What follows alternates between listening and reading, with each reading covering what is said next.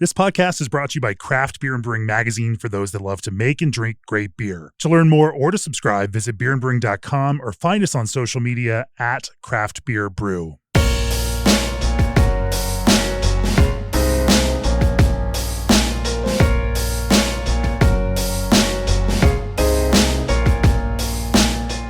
We're on a Brooklyn rooftop for today's episode of the podcast. It's a beautiful, beautiful day here in August in Brooklyn. I guess I shouldn't say August because this episode won't actually be out until September.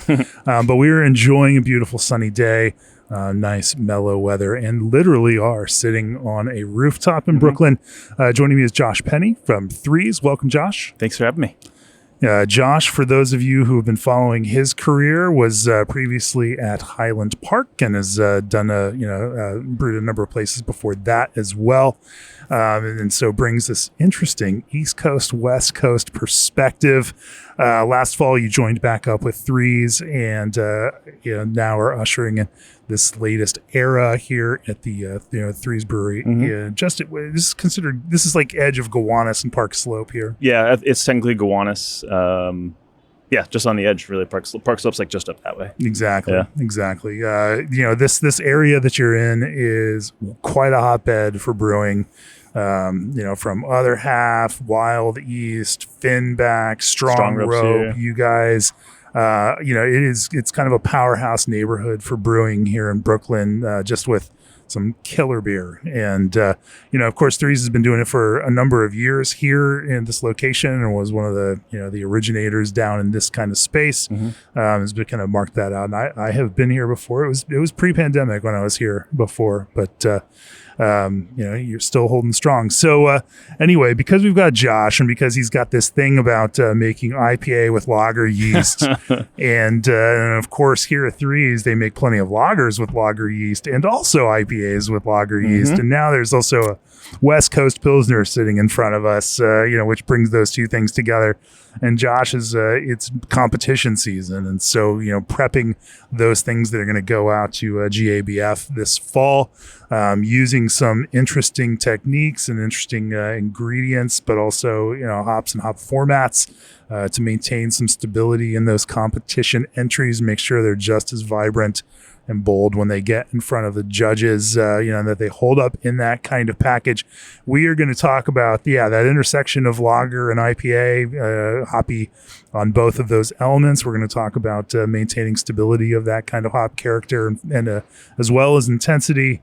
And, that's what we're going to talk about today. Before we do that, for years, G&D Chillers has chilled the beers you love, partnering with 3,000 plus breweries across the country. They're proud of the cool partnerships they've built, offering 24/7 service and support. They build with non-proprietary parts, expert craftsmanship, and constant innovation. Their in-house engineering crew has been piping breweries, wineries, and distilleries for more than 30 years.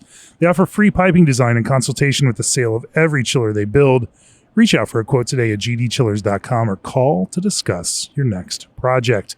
And brewers, what if your yeast could do more than just ferment? With Berkeley Yeast, it can.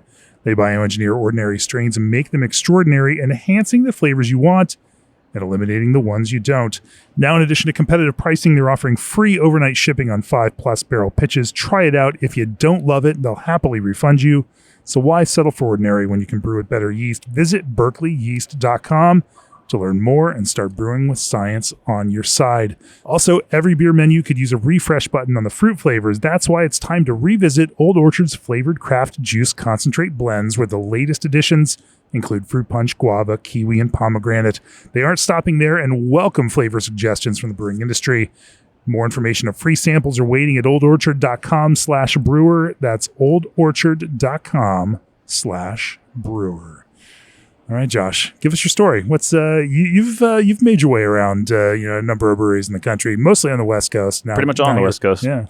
Well, I, like a lot of people, I got into homebrewing early on, and I ended up landing a job at Sam Adams as a tour guide, and that's where I kind of really caught the bug even more, because they were very education focused, as far as like they would have the tour guides go through these different courses that were taught on premises by some of the senior staff, involving not getting like crazy deep into the science of everything, but getting the basics down so that when it makes you a more rounded tour guide to know, the whole process of all these things and like why they do it, when they do these things. And so that kind of got me more, gave me more of the bug that I sort of already had. And they were very encouraging about continuing on this homebrewing thing. So they would, like, anyone that wanted one, they'd buy them a homebrew kit, which I already had some of, and I ended up getting some other stuff from them, but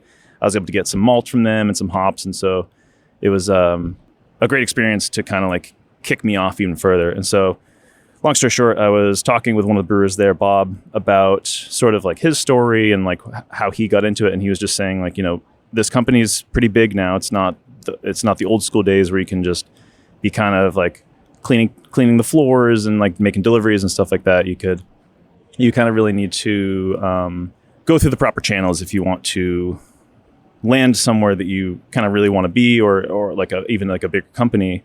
There's a lot of different ways to get into brewing, and a lot of it is luck, just finding the right place where you do start washing kegs. But I kind of want to, get the background behind me as well. So I went to a couple community colleges in Boston to get the prereqs for UC Davis, because that was kind of where I had my eyes set.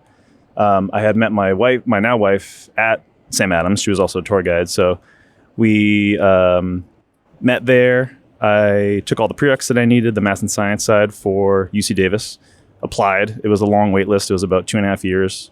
And then we had this sort of plan of moving to the West Coast, specifically LA, because she works in the comedy world. And so comedy and acting and kind of all fall into what is her passion. And so LA kind of made the most sense for us being out there. And so we got married, drove cross country in a little camper trailer.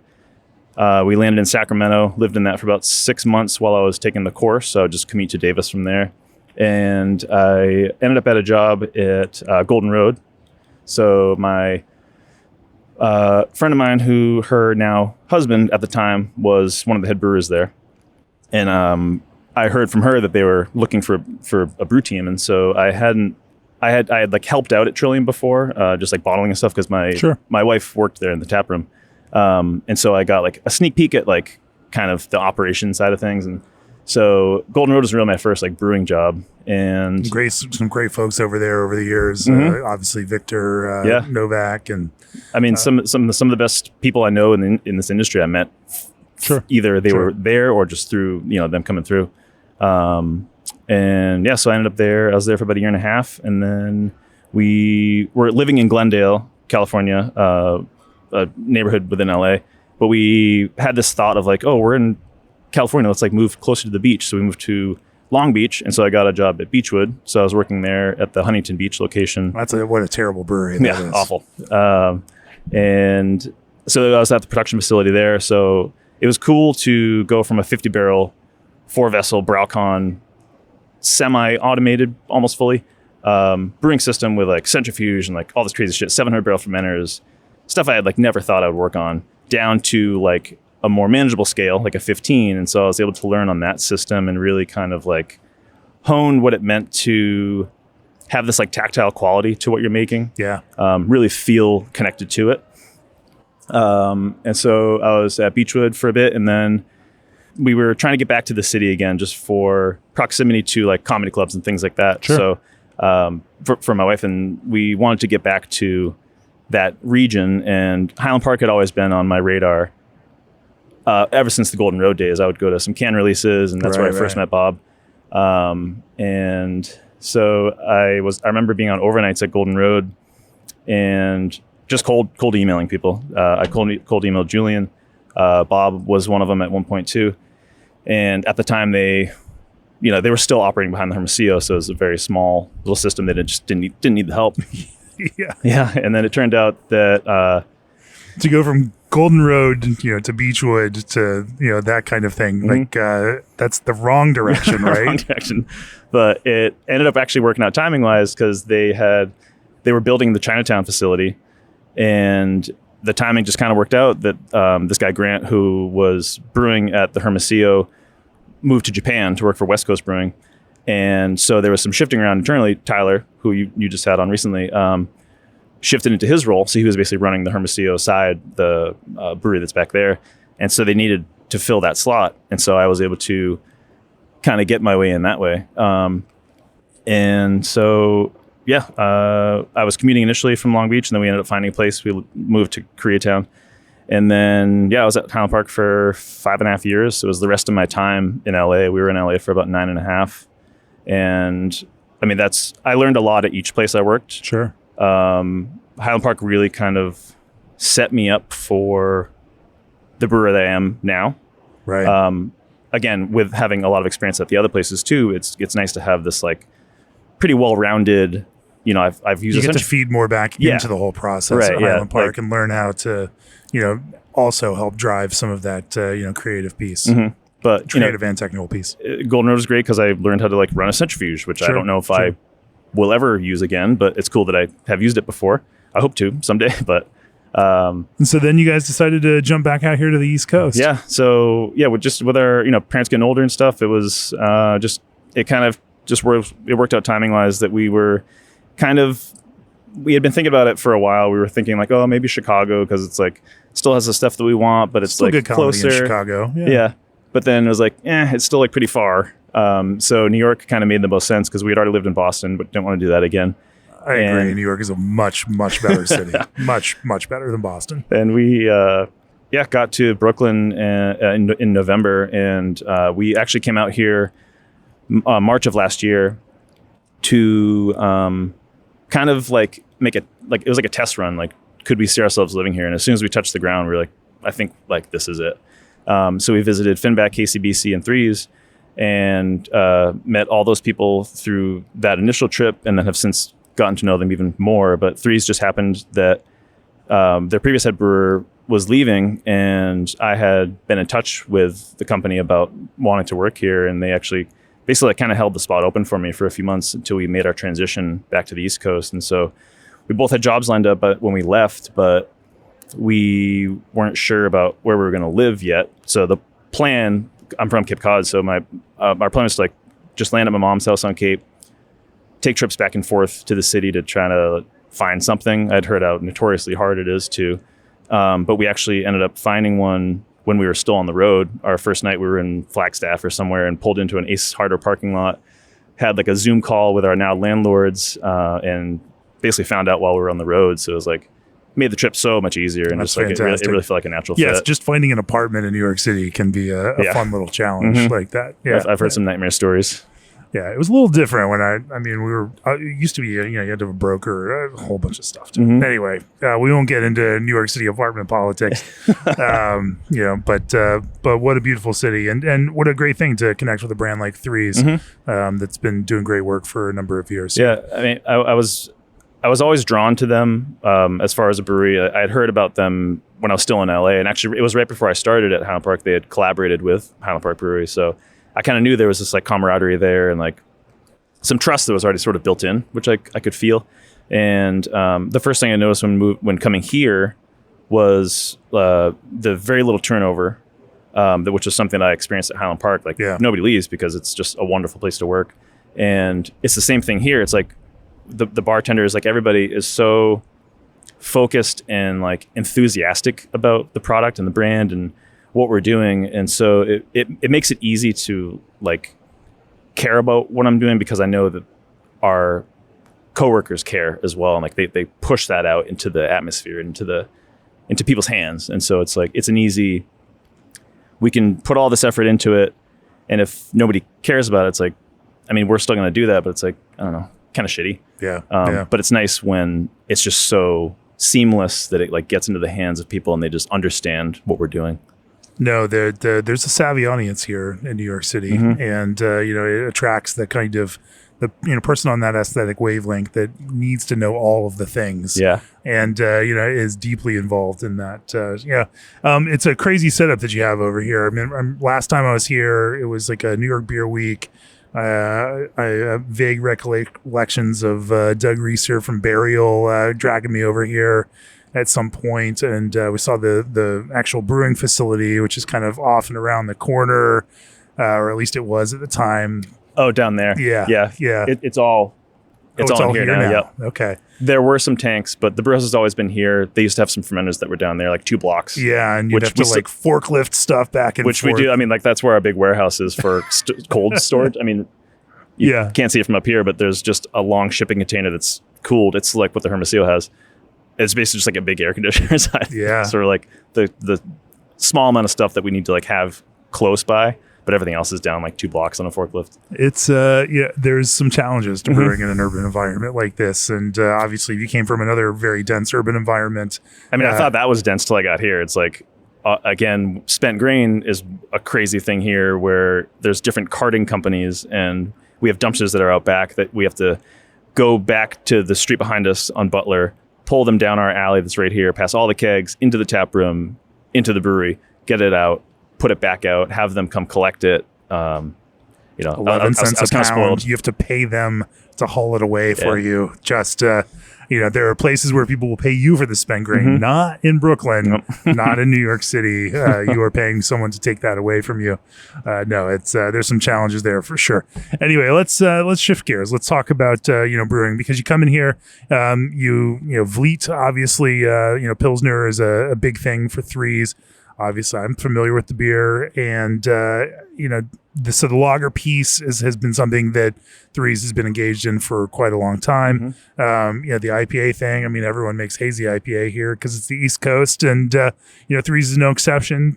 But I'm curious to talk about how you slotted into this and how you brought some of that West Coast influence and process and some of that inspiration, and are now working on melding that with Threes. Before we do that, Indie Hops brings Oregon's natural wonder to brewers, celebrating 16 years of delivering compelling new hop varieties along with classics that thrive in Oregon's terroir. Indie is the original source for Strata, Luminosa, Lorien, Meridian, and their newest variety, Audacia. Release your creativity with the magic of pure, uncut Oregon hops from Indie. Indie Hops, life is short. Let's make it flavorful. And Extra Tough has been making rugged and reliable boots for 75 years, built for the harshest conditions. The Legacy Collection styles are oil, acid, and chemical resistant with a non-slip rated outsole. Be prepared for whatever comes your way and shop the latest Extra Tough boots on extratough.com. That's XTRATUF.com. Also, brewers, have you ever considered brewing with North America's only ancient grain, wild rice? Craft brewers in northern Minnesota have been keeping this a secret for years. Joe at Canoe Wild Rice has a stockpile of this unique roasted grain ready to ship to you. From the waters of Minnesota to your tap room anywhere in the country, you're sure to create an in-demand product. Brewers Blend Wild Rice is the perfect size and texture, so it can be added directly into your mash, saving you time in the brewing process. Plus, for over 4 generations, Canoe Wild Rice has been using their time-tested process that gives the wild rice a distinct roasted flavor. Who knows what sensation you could create with this aquatic grain? Canoe Wild Rice also has food-grade hulls available for your mash. Harvest season is underway in Minnesota now, but Joe will make time for you if you have any questions or want to get an order going. Send Canoe Wild Rice an email at joe@canoewildrice.com or give the office a call at 1-800-626-3809. All right, Josh. So you jump into Threes, and the first thing I'm going to predict is that you decide to do nothing and just learn and understand all the beers that they make and try to wrap your head around the recipes and what they do, why they do it, water, ingredients, all of those things. And so for the first, correct me if I'm wrong, but for the first 4 to 6 months, that's just generally the mode. Learn everything. Yes, for the most part. Okay. I would say it's a shorter length, though. Shorter length? Yeah. So the best way I can kind of describe it is that I wanted to bring what I know how to do well and what Threes knows how to do well and kind of have those things collide and just synergize. And so I was writing some recipes before I even started. Visual Sounds is a robust porter that we have. So I actually did that when I was still on Cape. I wasn't even here yet. But I did want to, my first couple weeks and couple months here really were just trying everything that we had in tanks, what was on draft, what was coming from Jack's Abbey, because they contract a lot of our 3 or 4 main core brands that get a lot of distribution. So we kind of handle all the specialty stuff and all the competition stuff as well. It was pretty immediate, though, that I had the trust of them. But at the same time, like, I'm not going to betray that by just saying, like, okay, well, let's just dump all these things. Let's just, like, start new. I'm going to do what I want now. It's like, that's a stupid way to move through life. Of course. So it was kind of a bit of both things. It was like actually what was kind of cool, in the first few weeks that I was here, there were a couple batches at Jack's that they didn't knock out enough wort for a couple, for Vliet actually, and Volition, which is the dark lager that we have in the colder months. And so we got to brew a few batches here. And so I was working with Matt Levy, who's our director of production, who handles like a lot of the contracty stuff. So it was cool to work with him about like, what do we want to do to like give these recipes a little bit of a tweak? We did make those recipes here with those tweaks, and then we liked the results. So we then had Jack's IPA apply those to their system. Right. So it's a very interesting world that I'm now in with that side of it, because I hadn't worked with contract stuff before. But to have a partner like Jack's IPA is like incredible, because they make amazing lagers. Like they've been doing it forever.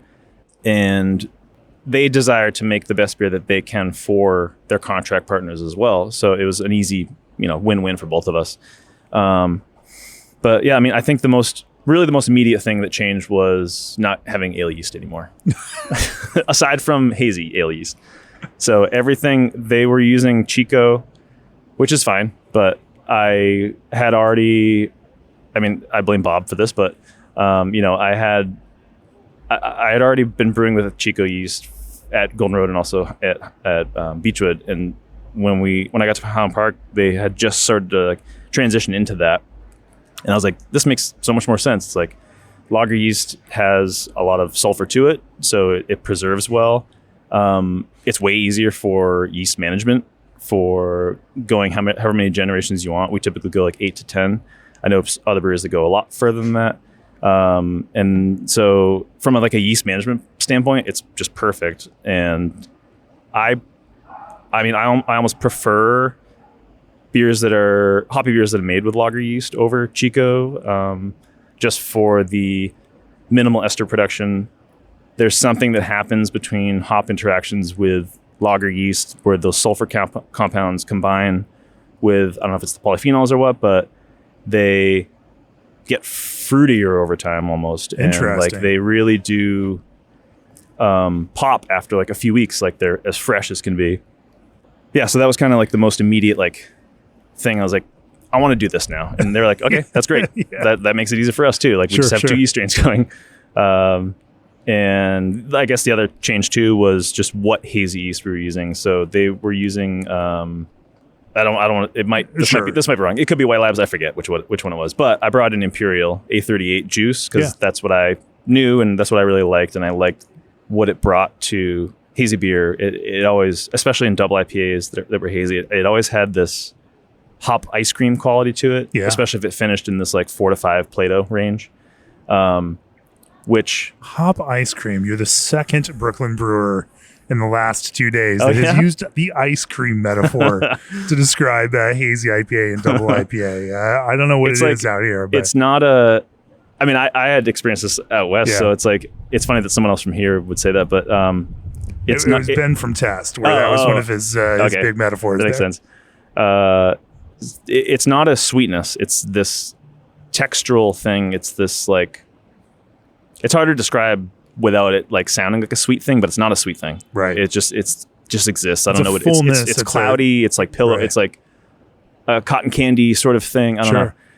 Yeah. But A38 juice is that's the thing for you with hazy IPA. Yeah, and I tried some other ones, and I kind of keep going back to the A38. I like how it performs. They have a newer one that's out that's a variation of it that doesn't clump as much, so it's a little bit easier to see under a microscope, because that's very important. Checking your viability and your density. So, but this last round of, again, kind of talking about the competition stuff, we had excellent fermentations, and just in my experience, it's like A38 can be a little unwieldy. Like we sometimes don't know where it's going to finish. Sometimes it over attenuates. Sometimes it under attenuates. Sometimes it blows out all over the place. for whatever reason, all 4 of these hazy beers that we're entering were just like perfect fermentations. They didn't blow out all over the place, and they had like great density and viability the whole time. So I guess kind of a long-winded answer was the yeast is what changed the most. Yeah. How did you? How did you manage? Say like the flavor transition there. If these are some beers that people have some expectations around. Now we say that these are taproom beers, and so everyone. It's not like people are going to have like their canonical version of this and be a flavor directly cross comparing this. But and as as brewers have said, I think it was Joe from Pine House, like no one's ever complained when you make a beer better. And so in that sense, was there any process of transition for those, or you just go for it? A little bit. The reason for any changes is never usually let's completely redo this, because then you're just making a different beer. So just call it something else. The whole point is like these subtle tweaks. And I really kind of learned that at Highland Park about, we would brew Timbo every 2 to 3 weeks. And there's always something a little bit different that we might change. Not a big change at all. It would be, let's reduce the sulfate. Let's, experiment with like, the space between dry hops or something like that. It's like all the ingredients are still staying the same, but we're just experimenting on our side with effective use of what we already have going. Right. Getting the most out of it. When you don't need it anymore, get rid of it. And so like dry hops did change a little bit here because I like how it all kind of lines up for yeast management when you can be brewing a beer with 3470 that's going to be getting a dry hop. That if it's Gen 2 or later, about 6 days into fermentation, it's going to be ready to harvest, so you can plan your brew schedule out that way months in advance. You have some leeway both ways too, so if you do need to wait another day, it's going to be fine. There was never, they weren't, maybe at some point they were dry hopping during active fermentation, but we're not doing that here. I don't personally like it. So there was no crazy change like that, but what do you not like about active dry hopping, fermentation dry hopping? I don't think it does a whole lot, and it kind of ruins your further generations of yeast that you're going to be using. So I think it's kind of a waste. It's also pretty dangerous for geysers. It seems like most of the the momentum around that is either just upfront, pre-fermentation, hopping and extra loading on that front end, versus adding at this tail end of fermentation. It seems like, if you're going to go for biotransformation, just, use more advanced hop products early-ish, pre-fermentation in that process, get all the effect out of it rather than, adding some T90s, a day or two before you hit terminal. And just paying attention to your yeast health is like probably even more important than any of that. Because it's gonna still be active, even if there is, we would build recipes with dry hop creep sort of built into it, so we knew that there was going to be about a Plato or a Plato and a half to 2 sometimes of change post dry hop. Yeah. So like that's all biotransformation as well. But the other thing is kind of leaning into hop products now. It's like Hyperboost and terpenes are something that I've been using a lot here. And we do put those in during active, but those are liquid forms going in. You're putting in, 8 to 12 ounces at a time. It's not solids that are reacting with CO2 that's being released. So they're not necessarily bringing all of the like other enzymes along with them that, can kickstart all of that stuff. Yeah. So kind of going back to the competition stuff again too, it's like we have in quite a few of these beers that we're going to be putting out, we have Hyperboost and terpenes from abstracts in there early on, and we would kind of find that Tyler mentioned this too, and Ross too on the abstracts one, but like you put it in early on, you might not notice it initially the next couple days, but then like a week later you're like, holy shit, like did we dry off this already? You like it has that same effect, and then you can then just build more flavor on top of that and just like really expand that complex aroma and flavor package out of it. Let's talk about that a little bit. Now, obviously, since we're now talking about advanced hop products, you specifically said before we started recording that you've been working on these advanced hop products, terpene additions, because they provide more long-term stability potentially, than say a T90 dry hop. Not that you do one or the other. Obviously, these things are all happen in concert. Like, there is not necessarily a way that you can replace, T90s or, concentrated hops like Cryo, Lupamax, CGX, just completely with some of these extracts and terpenes. But there is something to be said for using them together so that you can promote that kind of longevity to it. Talk to me about that longevity piece and what, from a sensory perspective, you found in using those and how you have found that it's pretty effective to get more longevity out of that hop character using these. I mean, for me personally, things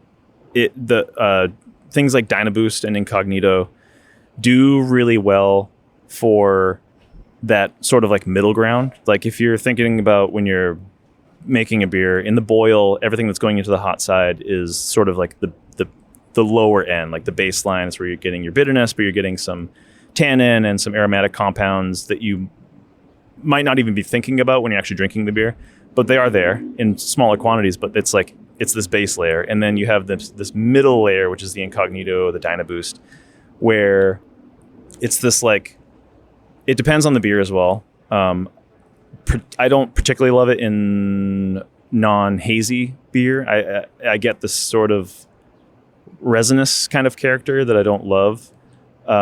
It fits in some styles, but the type of West Coast hoppy beer that I prefer is a little bit more delicate and not as like abrasive. It reminds me almost of the same bitterness sort of quality that you get when you use CO2 extract for bittering. Sometimes, again, it's like it is very grist dependent as well. But that being said, those products do a lot for. It's like if they're in the middle of this sort of like array of hop that you're going for, they boost those higher ends and they boost the lower ends, and they make this spectrum even wider, and they last longer as well. And especially when you're kind of brewing beer for competition, you're planning on, your packaging, you're having to get it to your local drop-off point. For us, it's Strong Rope, thankfully. And then, it's getting into a refrigerated truck, it's being shipped, or maybe you're doing it yourself. You're overnighting it FedEx to Denver or wherever the competition is. But packing it into your luggage, and flying there. Or if you're Bob and Evan, exactly, driving it in a van. Driving, yes. Yeah. So again, there's a lot of ways to do it too, but the most important thing is thinking about when is it getting there, when is it being judged, when is the second round, when are the awards. It's like you're thinking about the lifespan of this product that you've made, and you're trying to do the best that you can. I mean, ultimately, it's oxygen is the worst for it, so minimizing O2 pickup during transfer and making sure your tanks are purged and that your process of packaging is sound and all that stuff also ties into it. But you can give yourself a little bit even more of a benefit by adding some of these things in that from a sensory perspective, you would think that they were packaged yesterday, but they could be 3 months old. And, I've experienced that because we will run QA/QC on stuff here. We would do it, back at my past jobs as well. Just to make sure that they were as sound as possible. And you think, though, that the lager yeast fermentation using 3470 and that kind of sulfur production and some of the preservative quality of that sulfur is also, yielding some, long-term stability benefit to, to these West Coast IPAs as well? Yeah, I mean, I can't say how long. Obviously, it's not years or even months, but it does. If it takes you from 60 days to 75, that's enough. That's great. If it takes you from 75 to 90, that's enough. And that's just the yeast too. Yeah. Right. Yeah. So, in this kind of scope, as we're talking about, maybe let's back up a little bit. You talk about making some of these different selections, whether you're talking about West Coast IPA or Hazy IPA, how does some of that vary for you? So you like some of these, some of these that drive a little bit more resinous character, they can live in a Hazy IPA because it has enough kind of sweetness to buffer some of those flavors? I guess some of the resinous character doesn't show the same way that it does with something as clean as like a lager ferment. But I guess with hazy beer too, it's like there is the New England IPA that's been around, but there's also this like, much like West Coast IPA has changed, and it's more focused on now like the hops, and like the malt is there to give a little bit of balance and to kind of just get out of the way, let the hops really shine. West Coast hazy beer is that same way. Like even if some of these beers do finish at 5 Plato or so, which on paper sounds like it would be sweet, but the way where it starts with the OG and where the pH lands and the intense amount of hopping that you're adding to it and the flavor that you get from these different yeast strains really help to kind of balance that out and to not make it so it's this like, I always kind of describe like New England IPAs as having this like Jordan almond coating on them. Like it's this not really saccharine sweet, but it's like there's something to it that I don't love. And I think a lot of that is higher finishing gravity, or it could be active dry hop. I feel like I've had that in certain ones. So it's like as beers are always evolving. So it's like you kind of find what you like from each one and kind of pull those things into what you're making. Yeah. I have found it really interesting over the last couple of days out here drinking people's, hazy New England style IPAs. And I honestly think that like 5 and 6 Plato beers are getting a bad rap for sweetness because the good ones, like you still don't perceive that. Mm-hmm. And you don't perceive it for a bunch of reasons. Sometimes it's balancing bitterness in the way that, West Coast producers tend to also find those beers in balance, like with sweetness and with bitterness. I also have found, if you drink like the, Fidens or Noble Savage or some of the, the more hipster kind of end of Hazy IPA out here, Root and Branch and whatnot, like they manage this kind of, they manage to feel light despite this kind of, rather high, finishing gravity. And, there's a, and again, I think they get a bad rap when you taste just how kind of pillowy and, and of course Test was the same way, the other day, like they have this magic effect to them where they end up feeling lighter than you think that they should feel with that kind of finishing gravity. Yeah, I think the style in general is improving too. Like people are smart that they are not just brewing the same thing over and over again. They're adjusting what they're brewing to what people's palates are kind of acclimating to. And, it comes up a lot of like, consumers are more educated now. So you can't kind of skate by anymore.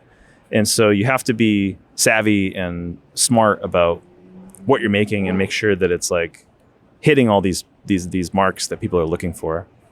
I have had some, Finback double IPA where like it's just crushable. Like somehow you figured out how to make double hazy IPA at 8% like crushable, and that's an amazing thing. And so I just want to put it out there for the record that I think that there are some assumptions about what these beers are that when you get here and you actually experience them, like, I can see why these work and why people enjoy them, and why brewers actually are okay. They're okay with making them and they enjoy making them because they kind of produce some magic there. Anyway, long story short, let's like make sure that we drill down on some of this in terms of say West Coast style IPA that you make here now, and are there, and even for that matter, West Coast Pilsner, are there some specific kind of hop characters that you find yourself leaning into coming from your West Coast background that you find, create the right kind of definition or texture or character in some of these beers? Yeah. Citra and Mosaic are obviously like two of the kings of just the hop world, hoppy beers. We use a lot of Strata here. This has Strata in it. I love New Zealand. What do you love about Strata? So Strata was great when it first came out, and then it kind of took a shit for a few years, much like Galaxy. And it's really come back around and has been like pretty excellent. It's kind of it's a mix of like Citra Mosaic. Like it's in that realm now. It's like Citra Mosaic, Strata are like kind of all together now in there. It was mind blowing for me talking to Sean from Ruse, about this. And, as he was getting into Strata, he's like, we generally have like 4 different Strata selections because it's such a broad hop that we can, within Strata, you can get it to express in so many different ways that, that they all often do blends of different Strata just to round everything out. Yeah. So it's all Strata. It just doesn't feel as accurate to describe. It's not like it's telling you one thing. Yeah. So, I mean, Strata's great for that reason. And, a lot of hops are that way too, depending on when they're picked and where they're grown and all that. But I love New Zealand hops as well. And like this has Motueka, this has Mega Motueka, which goes into the whirlpool. Mega Motueka? Mega Motueka. What is Mega Motueka? Thiol-enriched. So years ago. Thiol-enriched. Yeah. So YCH teamed up with Phantasm, and they did Phantasm that was co-palletized with Simcoe, Mosaic, and Citra Cryo together. And it was meant to go into the hot side upstream before fermentation. Right. And we had done, back in Highland Park, we had done a thiolized yeast with a lot of like precursors. And if you go too extreme, it just gets too intense. It gets to this like sort of sweet, rubbery, fruity, it's kind of difficult to explain, but it goes through these, what's interesting about it is that it goes through these ups and downs when it's on draft too. Like one week it can taste totally different than the next week, totally different from the week after that. Not just because of age, but like sometimes it actually tastes fresher. Sometimes it like loses that rubber thing. So it's very strange. I haven't used thiolized yeast too much since then, but there is something to lager yeast. And, Bob's talked about this before too, there was something about Timbo that was, you couldn't really kind of pin it down what it was. There was some fruitiness to it that you perceived it, but you didn't know what it was exactly. You didn't know why it was there. And it turns out that there are precursors in, so this has floor malted barley in it. There's precursors in... And we're talking about your West Coast Pilsner Don't Blink. This is Don't Blink. So this is all floor malted Bo Pils, a little bit of Carafoam, and malt floors that are floor malted due to the nature of the porous, whether it's concrete or wood, there's microflora in there. And so there are precursors that basically latch on to the malt that is being dried. So when they're running the rakes through it, it's becoming part of this floor that's there. The MBAA had a podcast a couple years ago that they talked all about it. It was fascinating. And it all kind of clicked. It was like, oh, that's what that thing is that we couldn't really pin down. It was thiols. So back to Mega Motueka. It's Motueka that was pelletized with Phantasm together. And so it goes into the hot side, into the whirlpool. Lager yeast is good at releasing some thiol precursors as well. We didn't want it to be too over the top.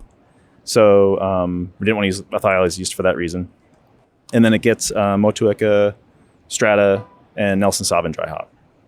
And so there's just... New Zealand hops are very specific about... You can always tell when they're there. Same with Australian hops too. And it's very cool to be able to like kind of pick from all over the world and like get all these different qualities that you're looking for. When you're selecting New Zealand hops, what are there specific qualities you're looking for some of the different varieties? Nelson Sauvin's pretty, for the most part, is like pretty consistent as far as like not being where do you get your crazy. Where do you get your Nelson Sauvin? Freestyle. Okay. Yeah.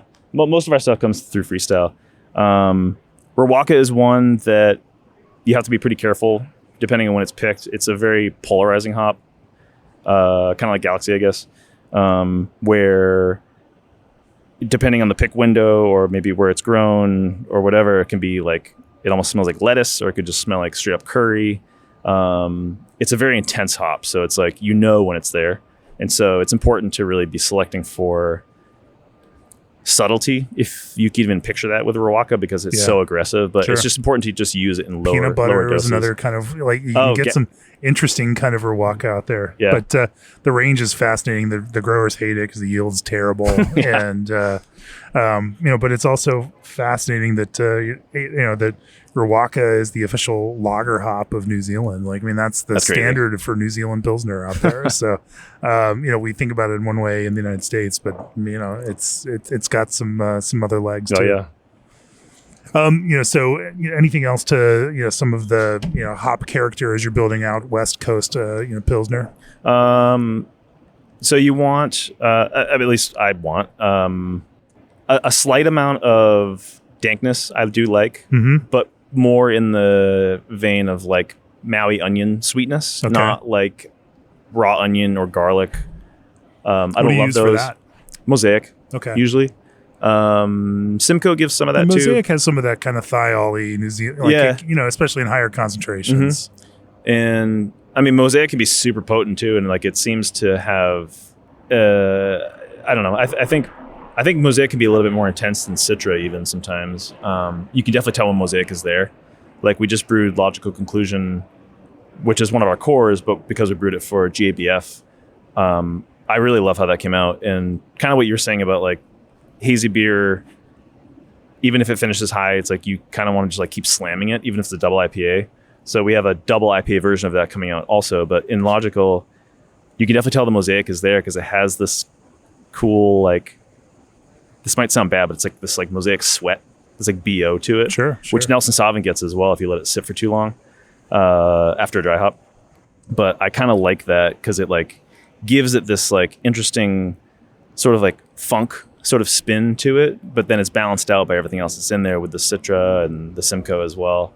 So I guess to answer your question, it's more, we're looking for like zesty, tropical, high tone, super vibrant, because you want those things to make their way into the beer, not just blow off during, the little bit of fermentation that might be left from dry hop. Talk to me. I mean, you just mentioned that Nelson Sauvin will get sweaty if you let it sit too long. Like, talk to me about dry hop contact times on these, and does that change based on which hops you're using? Oh yeah. Talk to me about how you think about that with this. So it kind of started a few years ago for me, at least, with we had brewed Mount Nelson, the cellar maker beer, but we brewed it. I was going to say that's not your beer, but yeah, we brewed it at Highland Park just because we like that beer. But one of the cool things about collaborations is not just like slapping each other's names on the label. It's like actually collaborating on it and sharing insight as to process or like new ingredients that you like, new ways of using them that maybe... I've always loved that with that collaboration you guys did, or Highland Park did with, Pint House and Cloudburst and Green Cheek and whatnot. Just brew each other's beers. Yeah. Just brew each other's beers. That was a great... It's always a great to learn. Like the whole point of a collaboration is to learn from each other. It's like, we're not here to like be... and when that crew would send us all of the iterations of these beers and being able to taste the same baseline recipe, but with each individual brewery's hop selection and their malts, and their process behind it, like eye-opening to see, they're different beers. The same name on the beers, the same recipe, and yet that kind of process and ingredient selection, creates wildly different beers. I mean, Timbo Week is perfect for that too, because like every year, we were part of it this year, and actually Bob and James came out for it. But we brewed Timbo here, and getting to try, that was one of the most fun things about it, was like getting to try North Park's version and Cellarmaker's version, and you can always like, there's house character to each one. So it was cool to like, everyone's bringing the same beer, but it's like, that's the whole point of like collaborating, is like, we're not trying to be secretive about anything. Like we can give you a recipe. It's not going to be the same. So it's like, it's going to be your version of it, your ingredients, that kind of thing. So, and every once in a while, Pine House wins a medal for Timbo. For Timbo. Yeah. I mean, it's okay. Highland Park still won plenty of medals for Timbo. It got gold last year. What, as an American pale ale of all things. This is the first year that West Coast Pills is an actual category. Come on, Josh, bring my old Timbo back. Okay, Timbo has changed. I don't like these changes. Bring the old Timbo back. No, you don't have control over that anymore. Yeah. I shouldn't say that to you. You can't yell at me anymore. So back to so we brewed Mount Nelson. So contact time. So it matters, especially with Southern Hemisphere hops, Galaxy in particular. You mentioned peanut butter with Rocca. We kind of picked out this thing that was like combos, like Motueka also can. Motueka too, yeah. Actually, I get it with Idaho 7 a little bit too, which I really like. But Galaxy has this like combos, fake peanut butter sort of thing. And so shorter contact time is best for Nelson Sauvin, Rwaka, maybe Motueka, Galaxy definitely. When you say shorter contact time, what does that mean for you? 3 to 4 days compared to like 6 days. I mean, with these like 6-day contact time, it can happen. Really? Yeah. Huh.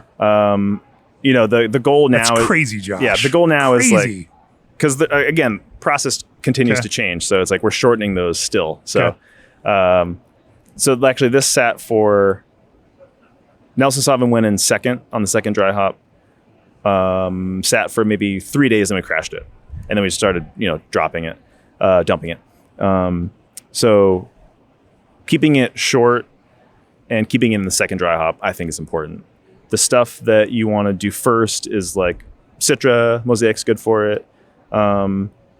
Or sort of like, I guess conversely is like, if there's something like Columbus that you want the funky onion, garlic stuff to blow out, you do that first. So this kind of like, you have to be thinking about what it is.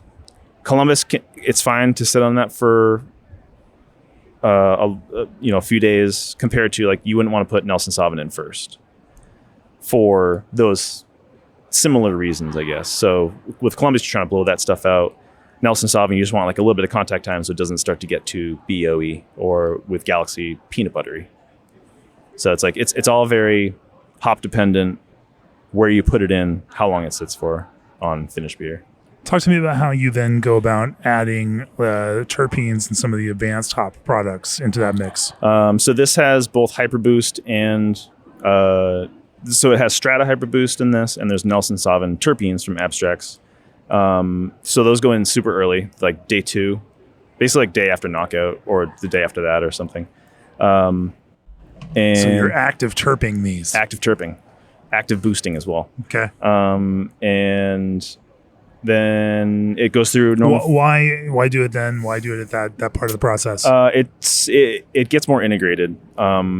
The natural convection current that's happening during fermentation helps to kind of get it into solution a little bit better. It makes it more homogeneous. Whereas initially, when you put it in, we were putting it in post fermentation basically for like terpenes and stuff like that, and they were smelling like they got terped. I think maybe Tyler even talked about that a little bit. There was just something to it. Is like, it's good, but it's like there's like a terp in there or something. But when you integrate it earlier on, seems too intentional. Like you can pick it out. Yeah. The whole point is that you can't really pick it out. It's like you're just building on that complexity of like hop flavor and aroma. Yeah. And so you throw it in earlier, and then it gets kind of worked through the liquid, but then also some of the sharper notes probably end up getting blown off, into the headspace. Mm-hmm. I mean, like myrcene is one of the highest compounds that will stay in solution. So if you're able to get it in early, it can either integrate or like blow out a little bit and then still stay in, rather than you're basically just like dosing a whole like bunch of myrcene at the very end. As you think about the entire, say, cold side, hop load for a West Coast Pilsner, how much ends up in these kinds of, boost terpene, T90, or say concentrated, pellet kind of thing? I guess the basic design of them was to be a replacement, sort of, but we're not doing it for, you can add 8 ounces of Hyperboost and remove 11 pounds of T90. It's like, we want to use them in conjunction with each other. So this is still relatively new for us to be using these, a few months. It's like we have just kind of gotten into it. So being very sensory focused, we kind of want to see what it's like. And these are, again, competition. So we kind of kept everything pretty much the same as far as like not reducing pellets, but just basically like adding like extra layers of flavor. And so it'd be interesting to see how these do, and we'll get the feedback and kind of see what we want to do as far as like, do we actually need that extra 11 pounds? Do we want to pull that out to replace and kind of use that in conjunction with what our goal is, which is just more layers rather than a replacement. But I guess time will tell for that.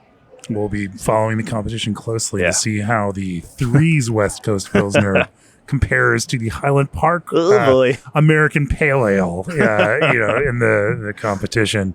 Let's not talk about that.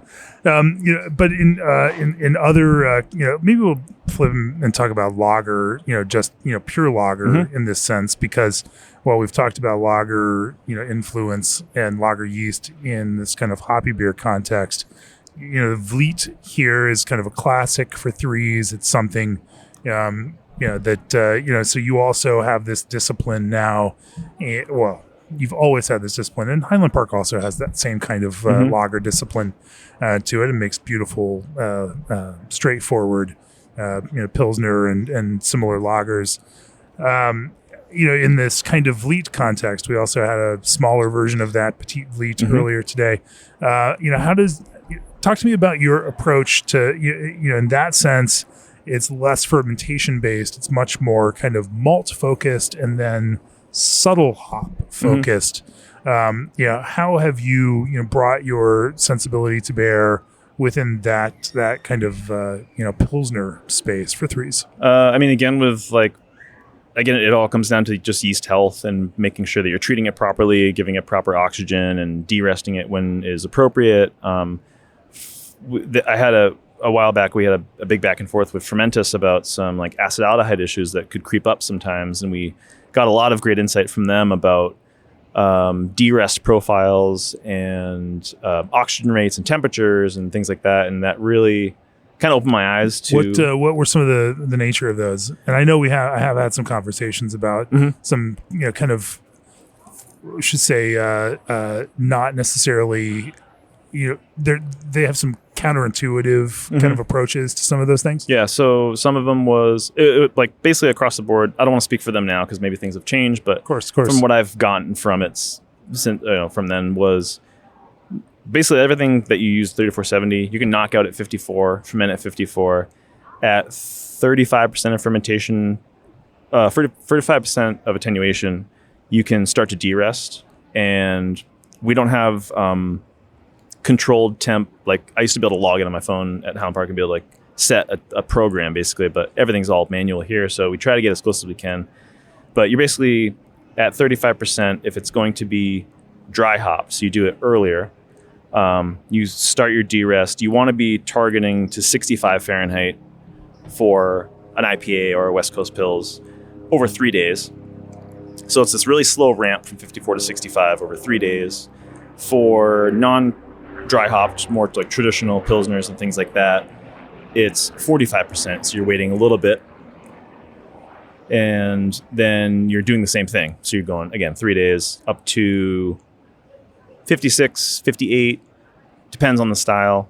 Our robust porter, we actually use a lager yeast, so it's like I don't really mind if some esters show up from a lager fermentation. They actually show up at cooler temps anyway, so you're going to get them no matter what. So I feel like it's a little bit maybe less important then, but acetaldehyde does show up in dark beer differently. To me, at least, it comes across as like Play-Doh, whereas a lot of people might associate it with like gourdy, pumpkin-y, apple sometimes, but I feel like that's pretty extreme cases.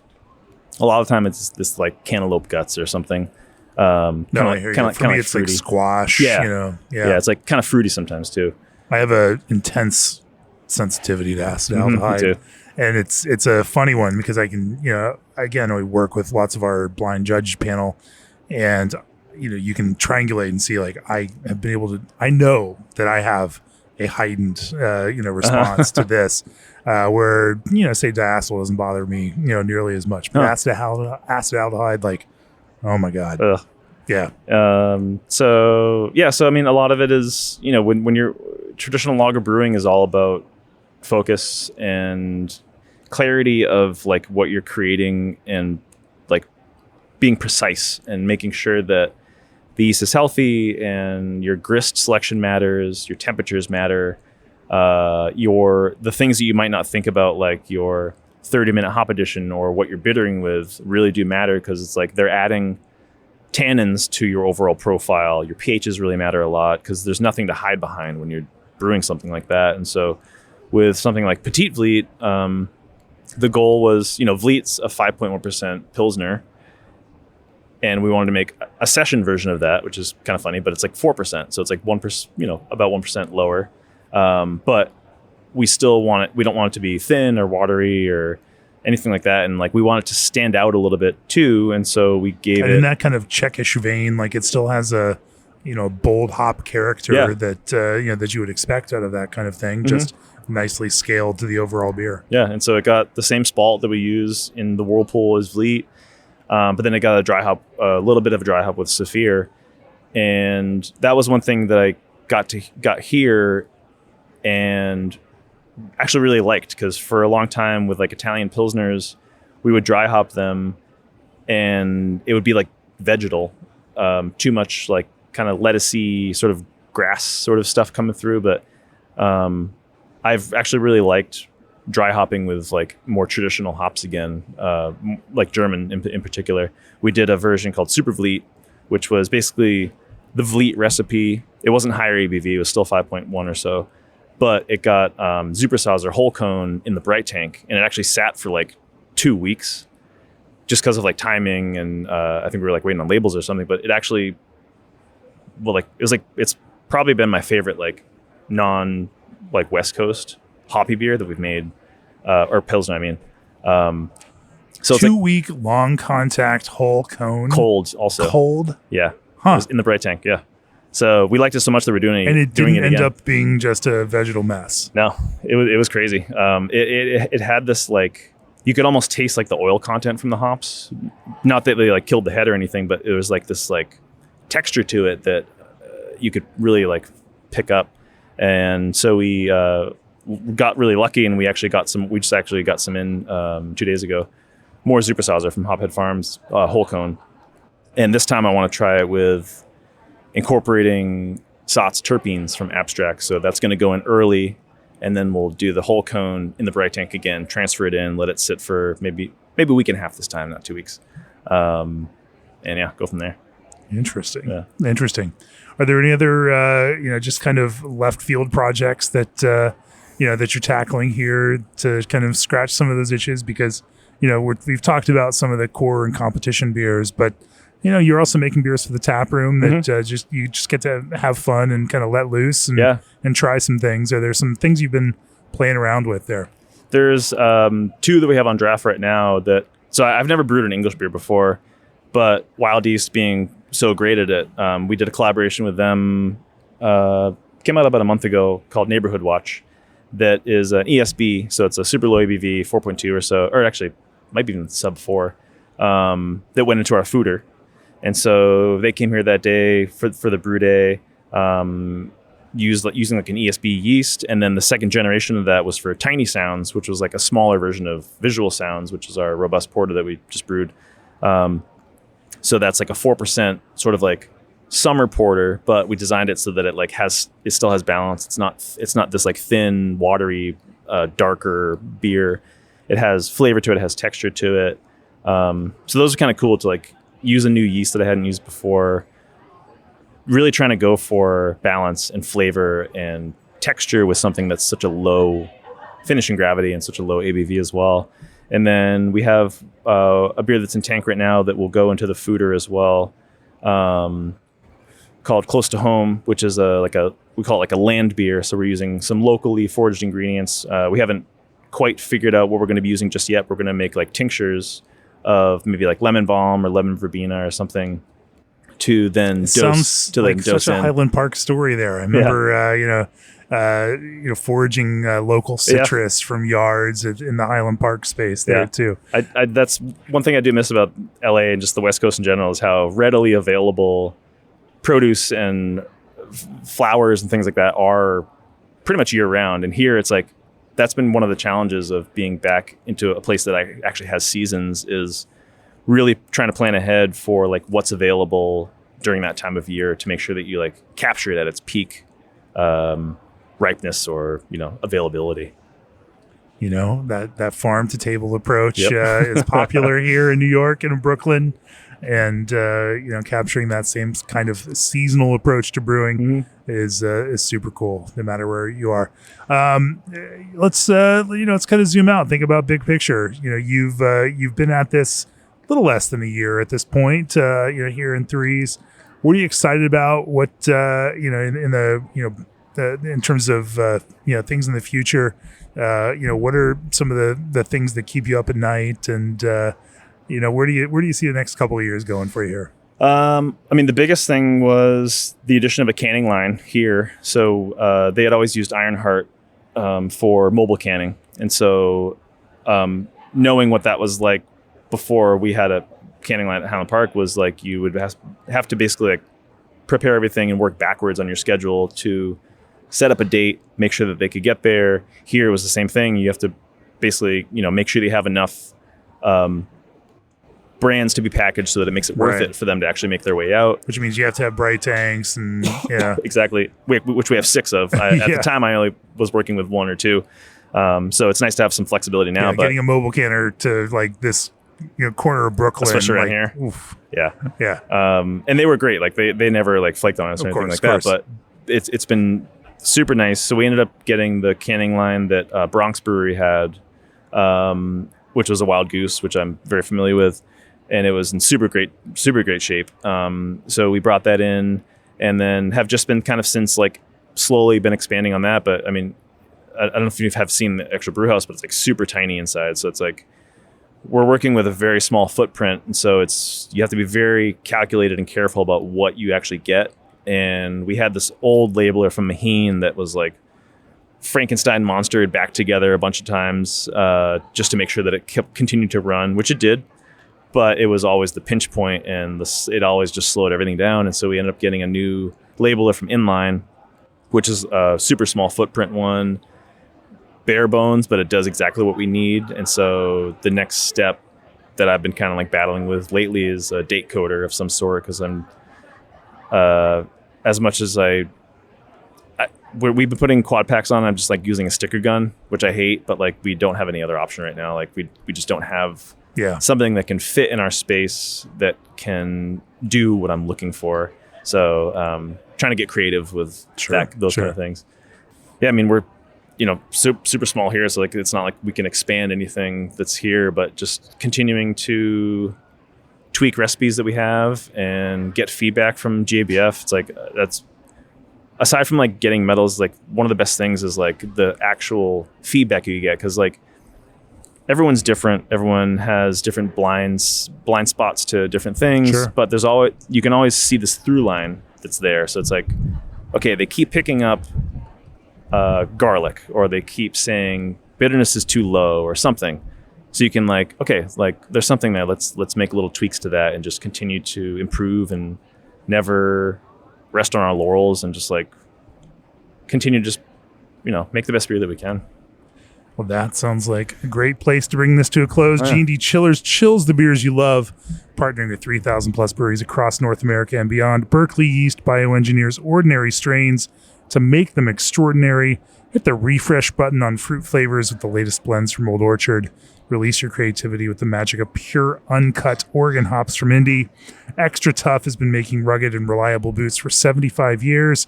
And to reach out to Canoe Wild Rice and try brewing with their unique roasted grain. If you've enjoyed this episode, go to beerandbrewing.com, click on that subscribe button, become a subscriber to Craft Beer and Brewing if you are not already. And if you're listening to this podcast, why are you not also a subscriber to Craft Beer and Brewing magazine? You should be. And, if you are an all-access subscriber, then you can also, in a professional brewery, you can send beer our way for our blind judges to review it and also give you that feedback that Josh has just mentioned is so important. And, and we do that. And that is a part of those all access subscriptions. Anyway, I digress. Josh, if people want to learn more about Threes, the beers that you make, where do they find you? Our social media page is Threes Brewing. Our website is Threes Brewing as well. We have a bunch of different locations. We are here in Gowanus. This is where our brewery is. It's we have a full tap room, full bar. It's a full liquor license and everything. So we have like great cocktail list as well. In front is a little coffee shop called 9th Street Espresso. Our food partner here is Grand Army. So they have another location not too far from here, but they're very like seafood focused at their other spot. But here is more like fish and chips, fish sandwiches and burgers and awesome food here. And then we have Tiny Montgomery, which is our little event space that I mentioned to you on the way up. We have music that comes here. We have like book readings, all kinds of crazy stuff that happens. And then we have our backyard that we're actually looking out at right now. From the roof. Great little beer garden. And then Greenpoint is our other location. It's just a tap room, but our food partner there is Gotham Burger. Again, full bar over there. We have Governor's Island, a seasonal outpost over there. It's like this cool little shipping container. We've actually expanded a little bit this year. It's shaded. I don't know if you've been to Governor's. Have you been over there before? I'm familiar with Governor's Island. I have not been there. Super fun. It's like bizarre that it's like so easy to get to, and it's in New York because you don't feel like you're in New York at all. Yeah. But it's a super fun. Like just the island itself is like super fun. There's a lot of like artist outposts and different food vendors and stuff like that happens out there. So we have a little tap room space there, and then in Huntington on Long Island, and then we're also in Moynihan Train Hall. We get a lot of people in Penn that come through to get on the train that get a couple tall cans of our Threes beer to drink on the train, get a little paper bag, and pound them down. I was drinking some beer on the train last night coming back from Glen Cove, Long Island, and the train system out here is great. And obviously with craft beer brewing, we do not have the budget for the car service or Ubering out to Long Island. So I hop on the train and, the train service and public transportation out here is fantastic. I also just philosophically believe in it. Same. And pretty a phenomenal thing just to be able to crack open a beer and, on your ride home. Never have to worry about it. Perfect. Yeah. The KCBC guys hooked me up, so I had some beer for the train ride, knowing that was happening. Anyway, this is it's Friday afternoon. Here we are out there on the roof in the patio. It's been phenomenal talking with you about brewing. I am going to go catch a hardcore show tonight. 90s Screamo legends, portraits of past from the Bay Area. My old buddy Rob from here in Greenpoint, who is now back in California, but they've reunited. Does he know you're coming? He does know I'm coming. Yes. We're going to go rock out tonight and enjoy some 90s Screamo stuff. And we're gonna rock out. Anyway, it's been great to talk with you, Josh. You as well. And maybe if we wrap this up, we'll drink a couple of beers on this Friday afternoon. Great talking with you. Cheers. You too. Cheers.